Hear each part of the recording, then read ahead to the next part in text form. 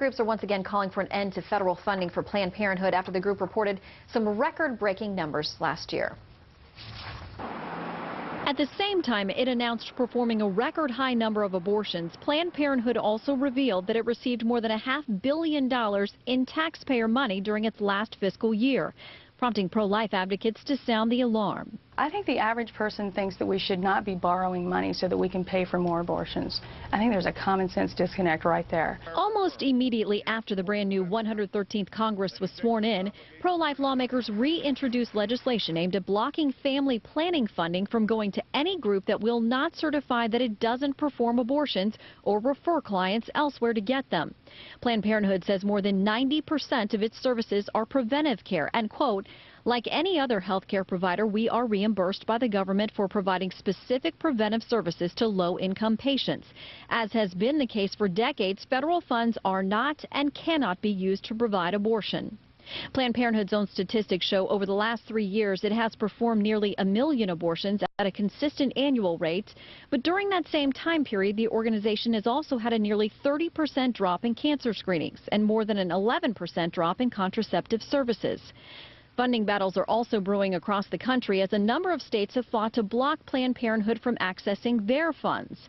Where the states have been successful, the Obama administration has often stepped in, either directly funding the organization itself or threatening to withhold federal funding from the states unless they reverse their decisions. Every time we defund on the state level, the president steps in and says, over my dead body.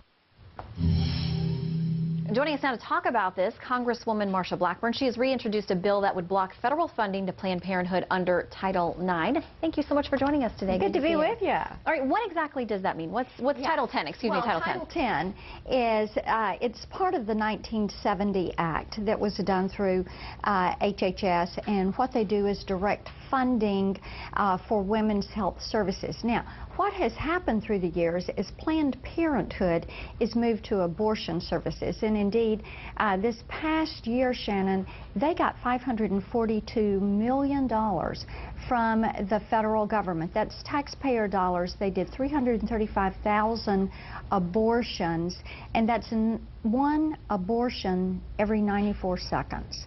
And we're just saying, look, you know, you do not need to be using this money. Money's fungible, and we need to cut federal funds going to Planned Parenthood. I talked with Planned Parenthood about this week, about the numbers and the new record numbers, and they said, you know, no federal taxpayer money has ever been used for abortion. It cannot be, it will not be, and their argument is that they're providing essential health services to women that they're not going to be able to get elsewhere if the government cuts off funding. Well, but the problem with that is, if you go to Planned Parenthood for a mammogram, they refer you.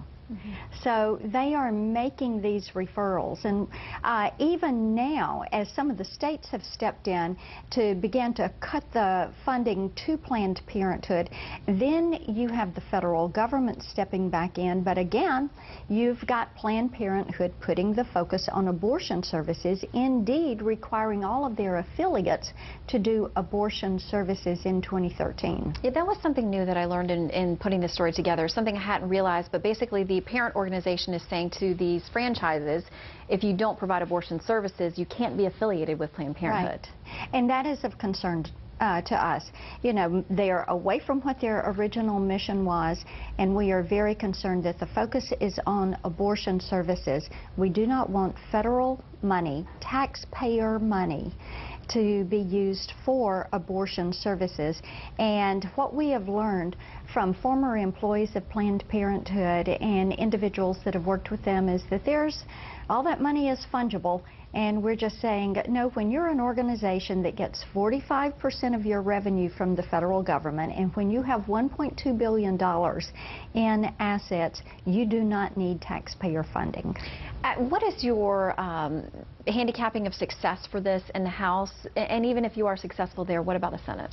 I think we're going to do really well. We'll have a bill come forward in the Senate, so we'll be bicameral in that regard. I've got a letter that has 29 groups that are supporting this. This letter has already been sent to our colleagues' offices. We do expect that we're going to have bipartisan support on it. I vice chair the Energy and Commerce Committee. The issue will come before us at committee. I think we'll move it through committee, move it through the House, and quickly move it over to the Senate side, and we're expecting bipartisan support there also. I wanted to ask you about that, how many Democrats may be willing to sign on, co-sponsor, or at least guarantee you a vote on this. I think that we're going to see enough to say that this is a solid bipartisan bill.